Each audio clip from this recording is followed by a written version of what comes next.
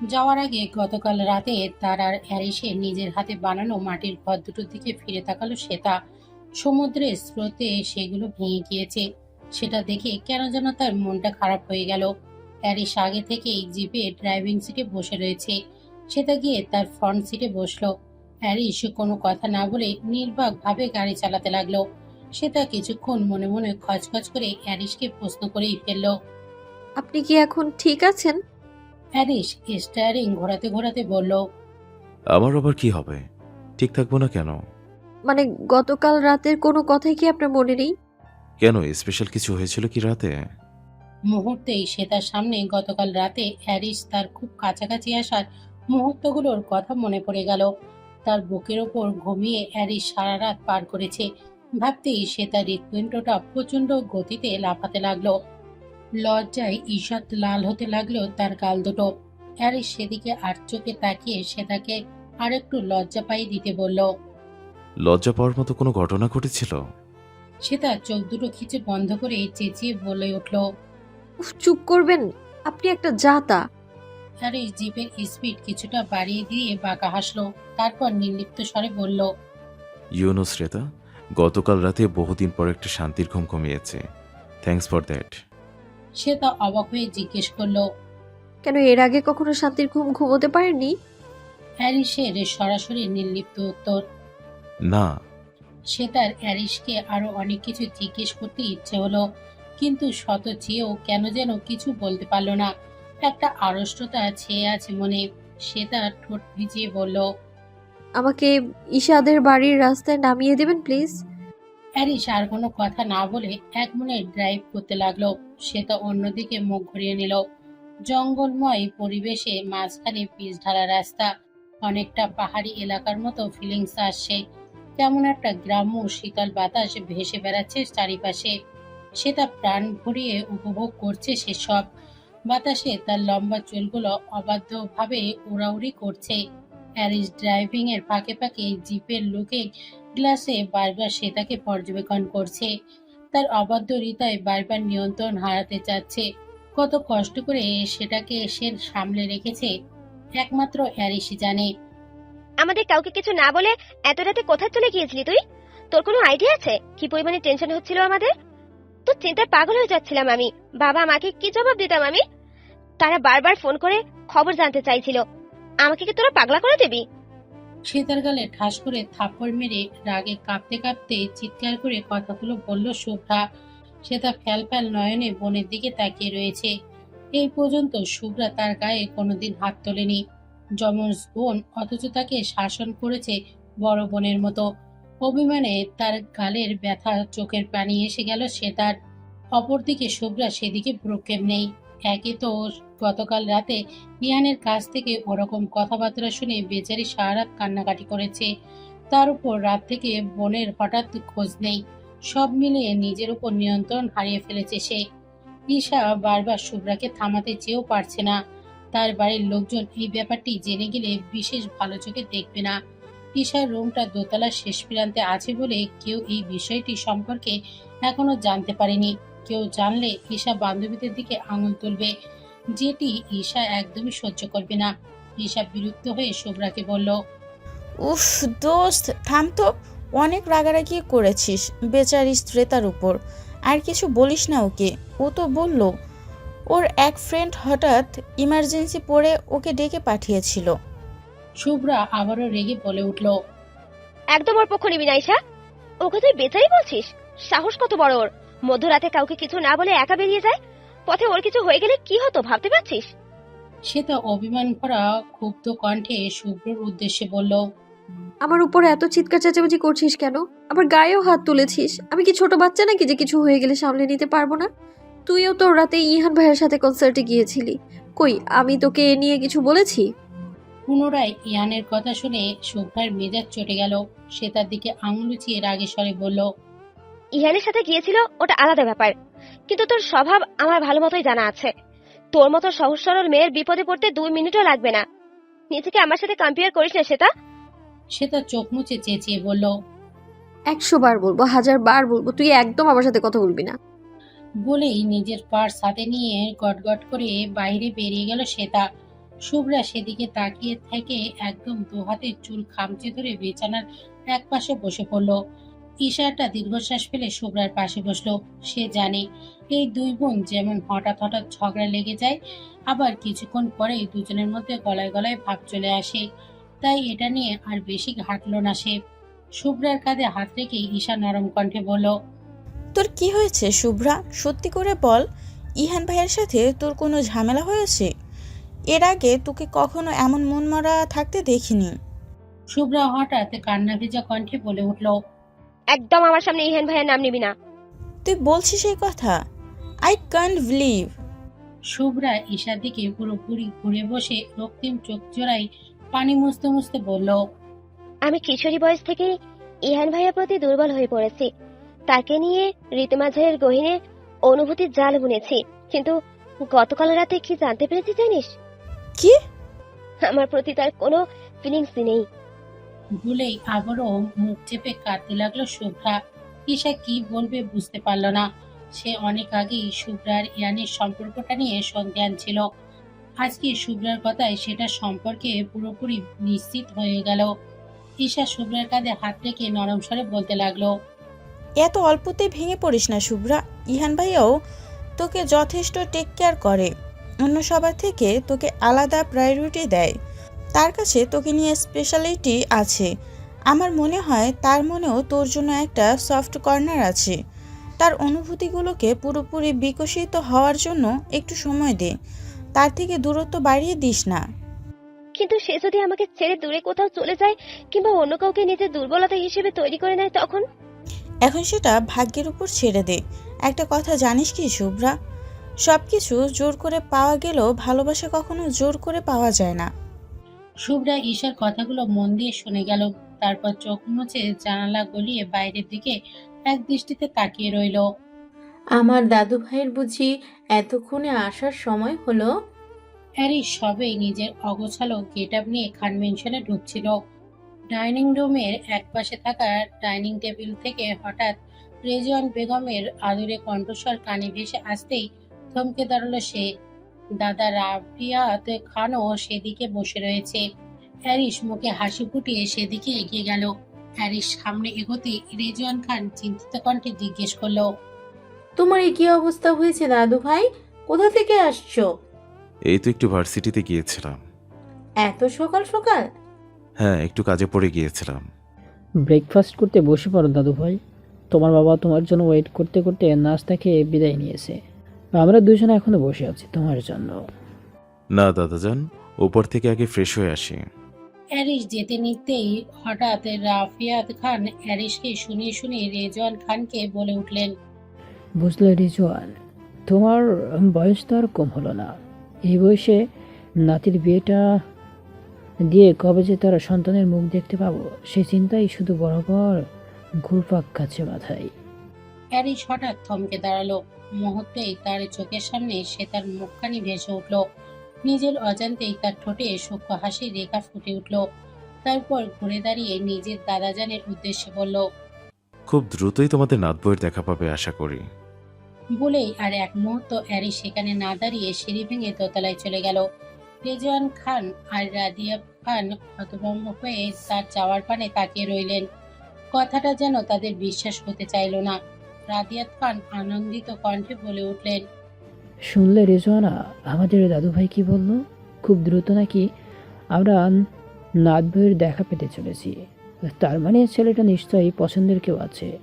আমার কি যে আনন্দ হচ্ছে। হ্যাঁ, তাই তো শুনলাম। আমারও যে কি আনন্দ হচ্ছে বলে বোঝাতে পারবো না তোমায়। অবশেষে আমাদের নাতির কাউকে মনে ধরলো। না হলে কত জায়গা থেকে কত মেয়ে ওর জন্য বিয়ের প্রস্তাব আসে, কত বলে কয়েও রাজি করাতে পারি না, আর এখন নিজে থেকেই বিয়ে করতে চাচ্ছে। তারপর হঠাৎ আনমনা হয়ে রেজওয়ান খান বলে উঠলেন, এবার যদি অন্তত সেই রমণী আমাদের সংসার বিমুখ দাদু ভাইকে সংসারমুখী করতে পারে, তার দুঃখময় জীবনটাকে আনন্দ আর ভালোবাসায় ভরিয়ে দিতে পারে। পরক্ষণে রেজওয়ান খানের অবচেতন মন বলে উঠল, আমরা যখন যেটা চাই তাই কি সবসময় হয়? এর বিপরীতটাও তো হতে পারে। হঠাৎ কোনো ঝড় এসে লণ্ডভণ্ড করে দিতে পারে সবকিছু। কি হয়েছে তোর শুভ্রা? গতকাল থেকে তোকে এত এত টেক্সট মেসেজ কল করছি, কোনোটাই পিক করছিস না কেন? কোনো বিষয় নিয়ে আপসেট তুই? ভার্সিটির ক্যাম্পাসে শুভ্রা পথ আটকে দাঁড়িয়ে কিছুটা রুক্ষস্বরে কথাগুলো বলল ইয়ান। একই ভার্সিটিতে একই ডিপার্টমেন্টের শুভ্রা 3 ব্যাচ সিনিয়র ইয়ান। সেই সুবাদে ভার্সিটিতে তাদের নিত্যদিনের দেখা হয়। শুভ্রা মাথা না তুলেই মলিন স্বরে উত্তর দিল, কিছু হয়নি, গতকাল থেকে একটু সিক ফিল করছিলাম, এই জন্য তোমার টেক্সট মেসেজ আর ফোনে রিপ্লাই করতে পারিনি। আম আম সরি ফর দ্যাট। ইয়ান ব্যস্ত হয়ে তড়িঘড়ি করে শুভ্রার কপালে হাত থেকে অস্থির কণ্ঠে বলতে লাগলো, তুই অসুস্থ হয়ে পড়েছিস, এটা আমাকে আগে বলবি না? আর এই অসুস্থ শরীর নিয়ে তোকে ভার্সিটিতে আসতে কে বলেছে? মেডিসিন নিয়েছিস? শুভ্রা ইয়ানের দিকে করুণ দৃষ্টিতে তাকিয়ে একটা তাচ্ছিলের হাসি এসে বলল, আমাকে এত বেশি প্রায়োরিটি কেন দাও ইহান ভাইয়া? আর আমার এত টেক্কারি বা করো কেন? আমি তো তোমার স্পেশাল কোনো পার্সন নই। ইয়ান শুভ্রার কথার কোনো জবাব না দিয়ে তার দিকে এক দৃষ্টিতে তাকিয়ে রইল। মেয়েটার সমগ্র চেহারা জুড়ে বিষণ্ণতা আর মলিনতা বিরাজ করছে, যেটা দেখে অজান্তে ইয়ানের বুকটা কেমন ধক করে উঠল। বুকে চিনচিনে ব্যথা অনুভব হলো। ইয়ান শুভ্রার কথা এড়াতে দৃঢ় কণ্ঠে বলে উঠল, তোকে এত কথা বলতে বলিনি আমি। এখন আয়, তোকে বাড়ি পৌঁছে দেই। তোকে আজকে সুস্থ না বানিয়ে আমি ছাড়ছি না। বলে শুভ্রার হাত ধরে এগিয়ে যেতে নিলে শুভ্রা বাধা দেয়। নিচু স্বরে বলল, বাড়িতে ইচ্ছে করছে না। তাহলে কোথায় যাবি? জানি না। ইয়ান কিছুক্ষণ যাবত শুভ্রার মুখের দিকে তাকিয়ে থেকে প্রফুল্ল কণ্ঠে বলে উঠল, আয়, তোকে একটা জায়গায় নিয়ে যাই। কোথায় যাবে? আমার প্রিয় একটা জায়গায়। রাস্তায় বেরোতেই শুভ্রার স্ট্রিট ফুড খাওয়ার প্রতি মনোযোগ চলে গেল। শুভ্রার দৃষ্টি সেদিকে যেতেই ইয়ান কঠোরভাবে তাকে নিষেধ করলো সেগুলো খাওয়ার জন্য। না শুভ্রার টাকা তাকে খেতে দিচ্ছে আর না নিজে কিনে দিচ্ছে। উফ, আমাকে এসব খেতে দিচ্ছে না কেন ইহান ভাইয়া? তোর না শরীর অসুস্থ? এসব খেলে তো তুই আরো অসুস্থ হয়ে পড়বি। উফ, আমি একদম ঠিক আছি, প্লিজ আমাকে মানা করো না। বলে ইহানের কোনো কথা না শুনে রাস্তার পাশে দাঁড়িয়ে থাকা ফুচকাওয়ালা থেকে ফুচকা কিনে খেতে শুরু করলো শুভ্রা। ইয়ান হতভম্ব হয়ে সেদিকে তাকিয়ে ফুস করে একটা নিঃশ্বাস ছাড়লো। একটা বিশাল খোলা সবুজ প্রান্তের সামনে এসে বাইক থামালো ইহান। তার পেছনে বসে থাকা শুভ্রা নয়নে ভিরাম প্রকৃতির উদ্যান অবাক নয়নে তাকে দেখতে দেখতে বাইক থেকে নেমে দাঁড়ালো। ইয়ান ধীরে সুস্থে বাইক থেকে নামলো।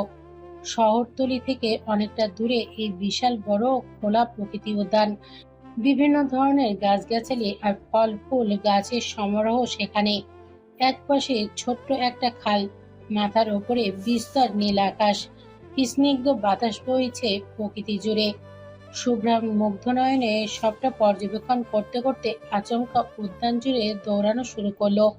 চিৎকার দিয়ে আনন্দ ধ্বনি করতে করতে ছোট্ট বাচ্চাদের মতো লাফাতে লাগলো।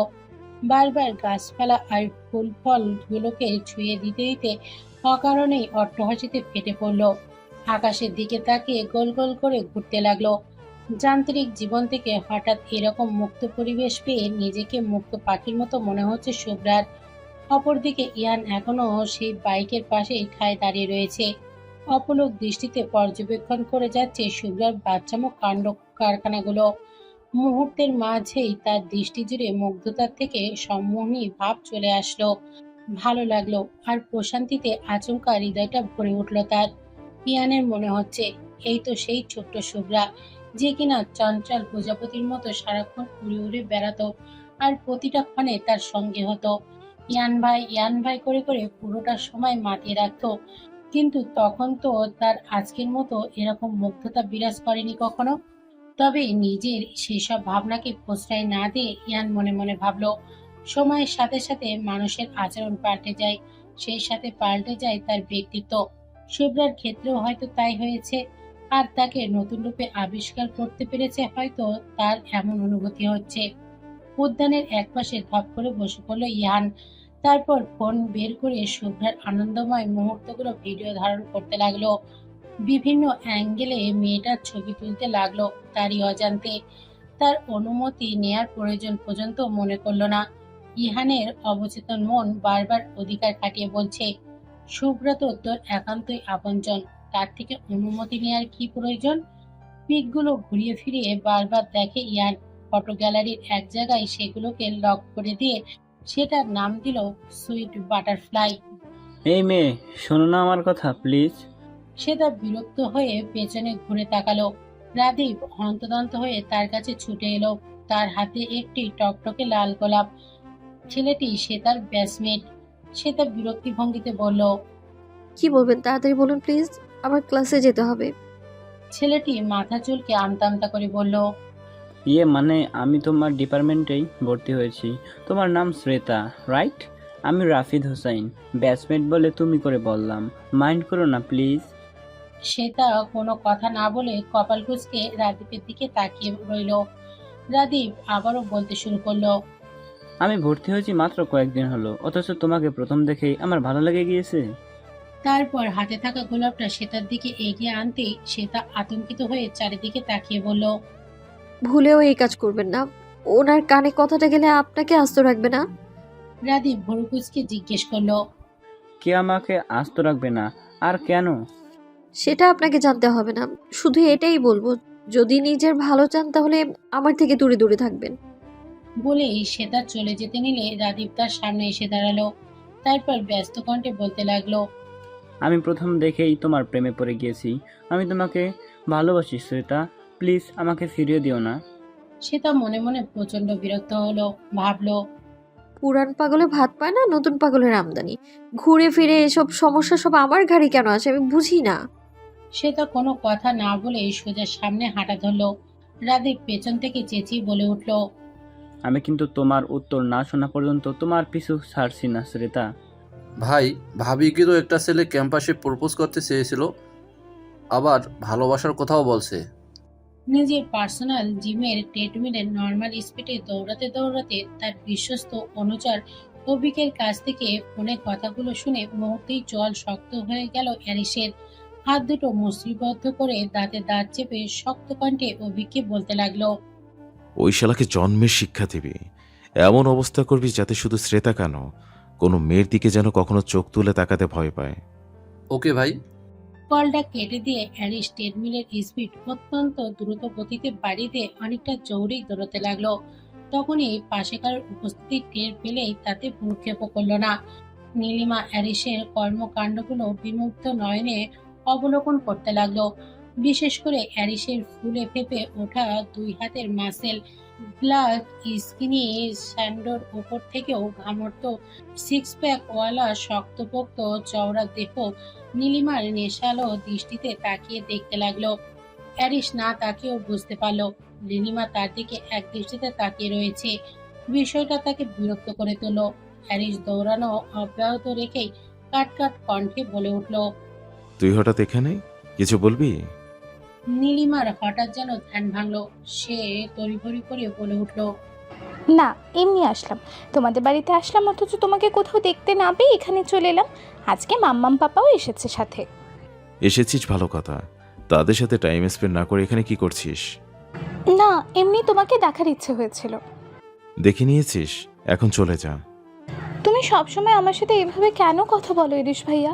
আগে তো তুমি এরকম ছিলে না। অ্যারিস একটা দীর্ঘশ্বাস ফেল। তারপর কোনো ভনিতা ছাড়াই অকপটে বলল। আগে তুই এরকমের উল্টোপাল্টা হাবভাব করতি না আমার সামনে, এখন আমাকে সামনে পেলে তুই আমার দিকে এক দৃষ্টিতে তাকিয়ে থাকিস, কেমন ব্লাশ করতে থাকিস, যেসব আমার একদম অসহ্য লাগে। অ্যারিসের অকপট উত্তরে নীলিমা কিছুটা লজ্জা পেল। পর মুহূর্তেই প্রসঙ্গ পাল্টাতে বলল। বাড়িতে সবাই তোমাকে খুঁজছে, ভেতরে যাবে না? তুই যা, আমি একটু পরে আসছি। আচ্ছা। যেতে নিলেও নীলিমা কয়েকবার অ্যারিসের দিকে ঘুরে তাকিয়ে তাকিয়ে দেখল, না, এই লোকটার প্রতি আসক্তি ছাড়ানো এত সহজ না। অথচ তাকে কি সুন্দর পাগল বানিয়ে নিজে নিশ্চিন্ত হয়ে রয়েছে। ড্রয়িং রুমে নীলিমা, তার মা নাদিবা খান, বাবা মাশরাফি খান, নাইয়ান খান, রেজওয়ান খান ও রাফিয়াত খান বসে রয়েছে। সবাই মিলে চা কফি খেতে খেতে আড্ডায় মেতে উঠেছে। তখনই সেখানে পরনে ব্ল্যাক স্কিনের স্যান্ডোর সঙ্গে ব্ল্যাক ড্যানিম, গলায় তোয়ালে পেঁচানো অ্যারিস নির্বিকার ভঙ্গিতে প্রবেশ করলো। নাইদা খান অ্যারিসের উদ্দেশ্যে বলে উঠল। কি ব্যাপার অ্যারিস, আজকাল তো তোমার দেখাই পাওয়া যায় না, না ফুপির একটু খোঁজ খবর নাও, না তার বাড়িতে বেড়াতে যাও। হ্যারিস পাশের একটা সিঙ্গেল সোফায় বসে পড়ল। সার্ভেন্ট তাকে ব্ল্যাক কফি দিয়ে গেল।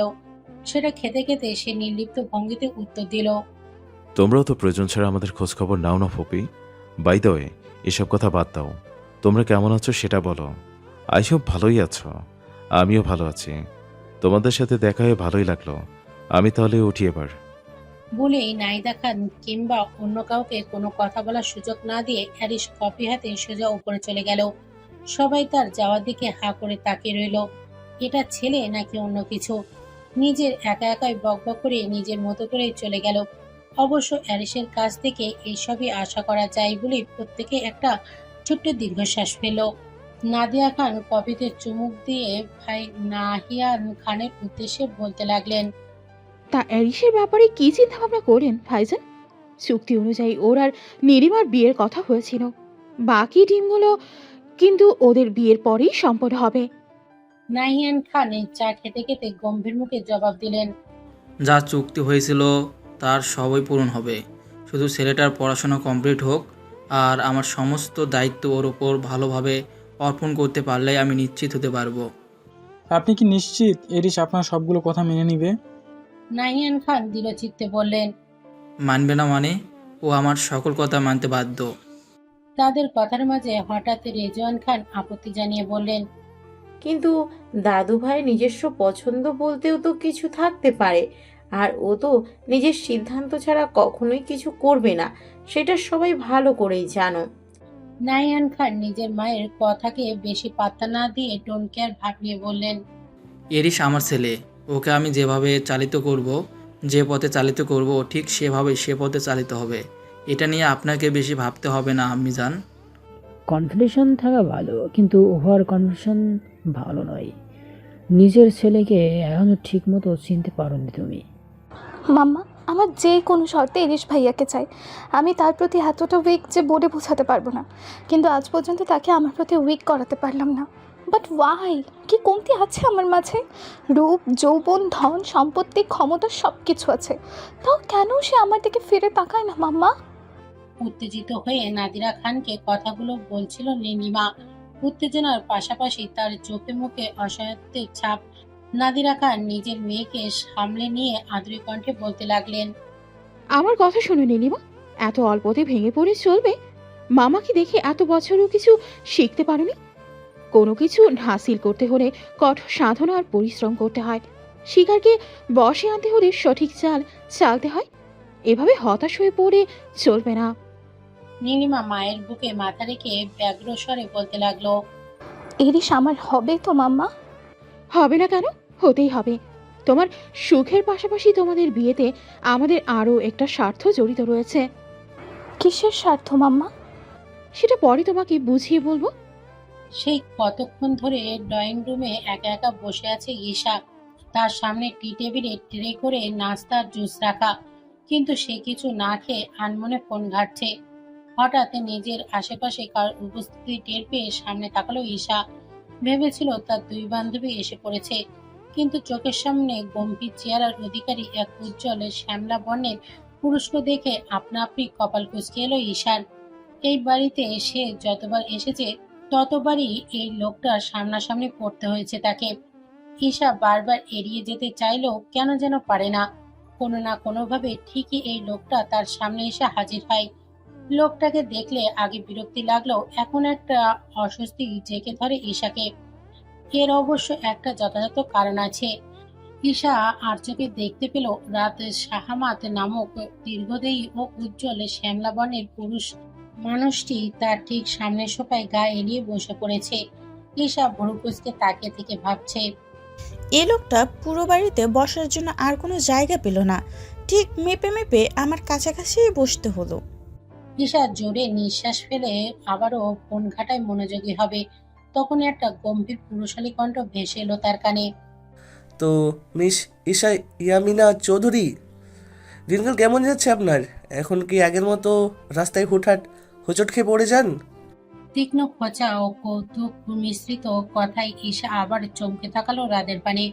পুরো কোর্সকে গম্ভীর দৃষ্টিতে তাকিয়ে আছে রাত। ঈশা নাক ফুলিয়ে কিছুটা রুক্ষ আওয়াজে বলল, দেখুন মিস্টার রাজ শাহমাদ, বারবার একই ঘটনা টেনে এনে আমাকে লজ্জায় ফেলবেন না, বলে দিলাম। আচ্ছা, আমি লজ্জায় ফেলছি, কিন্তু আমার তো মনে হয় আমি সেদিন না থাকলে আপনাকে আরও লজ্জায় পড়ে যেতে হতো। লজ্জা ও বিরক্তিতে ঈশার ফর্সা সুন্দর মুখ টকটকে লাল হয়ে যাচ্ছে। সেদিকে তাকিয়ে আরো এক দফা হাসলো রাত। আর ঈশার মনে পড়ে গেল সেদিনের পর সেই ঘটনা, কিছুদিন আগের ঘটনা। গাড়িতে বসে হেডফোনে গান শুনছিল ঈশা। তখনই হঠাৎ করে গাড়িটা জোরে ব্রেক কষায় কিছুটা সামনের দিকে ঝুঁকে পড়ল সে। নিজেকে সামলে নিয়ে ড্রাইভারের উদ্দেশ্যে কড়া হুঁশিয়ারি ছাড়ল সে। দেখে গাড়ি চালাতে পারেন না ড্রাইভার আঙ্কেল, হঠাৎ এভাবে জোরে ব্রেক কষলেন কেন? আরেকটি হলেই তো সামনের সিটে ধাক্কা লেগে মাথা ফেটে যেত আমার। ড্রাইভার পিছন দিকে অর্ধেক মুখ ঘুরিয়ে অপরাধী কণ্ঠে বলল, সরি ম্যাডাম, আসলে টায়ার পাংচার হয়ে গেছে, তাই হঠাৎ করে গাড়িটা জোরে ব্রেক কষতে হলো।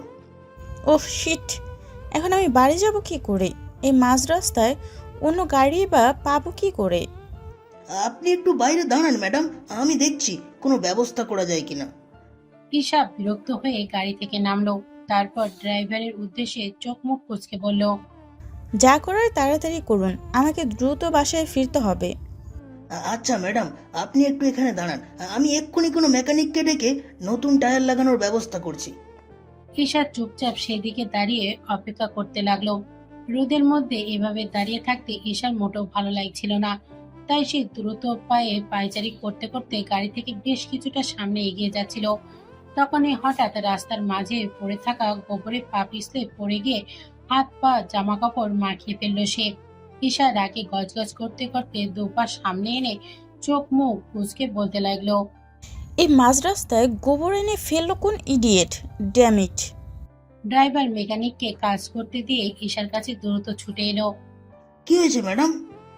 দেখতে পাচ্ছ না কি হয়েছে? আবার বোকার মতো জিজ্ঞেস করছো কেন? তা তো দেখতেই পাচ্ছি ম্যাডাম, এখন এই অবস্থায় আপনি গাড়িতে বসবেন কি করে? ঈশা কিছু বলতে যাবে তখনই সামনে একটা কালো রঙের বাইক এসে থামলো। সেখান থেকে নেমে এলো রাত শাহমাদ নামের ফর্মাল গেটআপে থাকা একজন সুদর্শন পুরুষ। সে দেখা মাত্রই ঈশাকে চিনে ফেলল।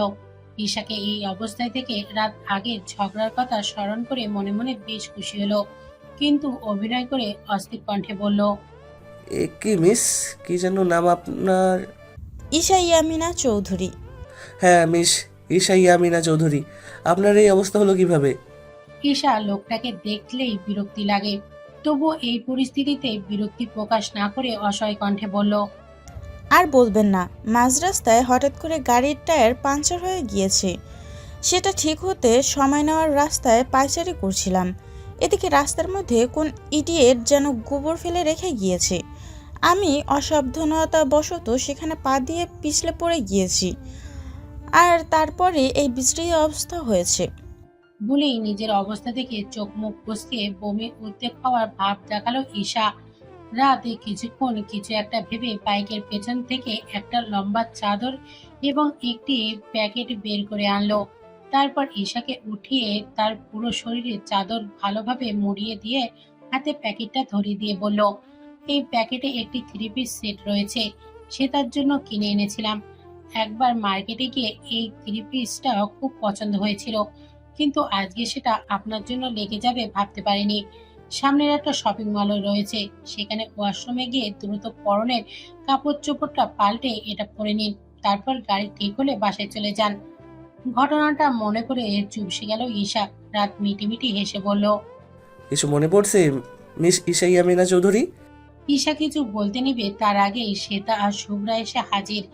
দুজনকে পাশাপাশি বসে থাকতে দেখে শুভ্রা ঈশাকে উদ্দেশ্য করে জিজ্ঞেস করলো, কি নিয়ে কথা হচ্ছিল তোমাদের মাঝে? শুভ্রার কথার মাঝখানে শ্বেতা বলে উঠল, রাত ভাইয়া, আজকে তোমার ভার্সিটিতে ক্লাস নেই, বাড়ি বসে আছো যে? রাতের শরীর টান দিয়ে বলল, আজকে যে ফ্রাইডে ভুলে গেছিস, এজন্য ভাবলাম তোদের সাথে বসে একটু আড্ডা দিই। সাথে সাথে ঈশা আপত্তি জানিয়ে শ্বেতা ও শুভ্রার উদ্দেশ্যে বলল, দরকার নেই এখানে বসে আড্ডা দেওয়ার, চল আমরা 3 জন মিলে ছাদে যাই, ওখানে গিয়ে আড্ডা দিব, সেই সাথে সকালের তাজা হাওয়া খেতে বেশ ভালো লাগবে। বলেই শ্বেতা ও শুভ্রাকে নিয়ে দ্রুত ছাদে চলে গেল ঈশা। পেছনে তাকিয়ে এক পলক দেখে নিল অবাক হয়ে থাকা রাতকে। তারা চলে যেতেই রাত বাঁকা হেসে অদ্ভুত কণ্ঠে বলে উঠল, what is strange girls is. রাতের সাথে সেদিনের সেই সাক্ষাৎ এবং তার ওই রকম সৌন্দর্যপূর্ণ ব্যবহার দেখে ঈশা এক প্রকার মুগ্ধ হয়ে গিয়েছিল তার প্রতি। তার মনের মাঝে রাদের প্রতি আলাদা একটা ফিলিংস কাজ করতে শুরু করে, কিন্তু কিছুদিনের মধ্যে ঈশা ফিলিংস একেবারে বদলে যায়। সে রাতকে একজন ভদ্র এবং সৌজন্যপূর্ণ পুরুষ ভেবেছিল, অথচ সেই রাত আসলে হাড়ে হাড়ে দুষ্টু এবং বজ্জাতের হাড্ডি। সেদিনের ঘটনার পর থেকেই শ্বেতা ও শুভ্রার সাথে দেখা করতে তাদের বাড়িতে আসলেই রাতের মুখোমুখি হয়ে যেত ঈশা। তখনই প্রথম দিনের ঘটনার প্রতিশোধ নিতে রাত তাকে টিটকারি করতে ছাড়ত না। এরপর থেকেই রাতের প্রতি তার এক আকাশ পরিমাণ অস্বস্তি ও বিরক্তি এসে জমা হয়। রাতকে দেখলেই তার এড়িয়ে যেতে চেষ্টা করে সে, কিন্তু রাত বারবার তাকে সেই ঘটনার জন্য পচানি দেয়। লজ্জার কারণে নিজের দুই বেস্ট ফ্রেন্ড শ্বেতা ও শুভ্রার কাছেও এই ঘটনা বলতে পারেনি ঈশা। তবে সময় আর সুযোগ পেলে বেটাকে আচ্ছা মতো শিক্ষা দিবে বলে ঠিক করে রেখেছে। ছাদে দাঁড়িয়ে কফি খেতে খেতে এসব কথা ভাবছিল ঈশা। তবে ঈশার আজও মনে হয় হৃদয়ের কোথাও সেদিনের দেখা সেই রাত এবং তার প্রতি মনের সৃষ্টি হওয়া অনুভূতি এখনো যত্ন করে রেখে দিয়েছে সে।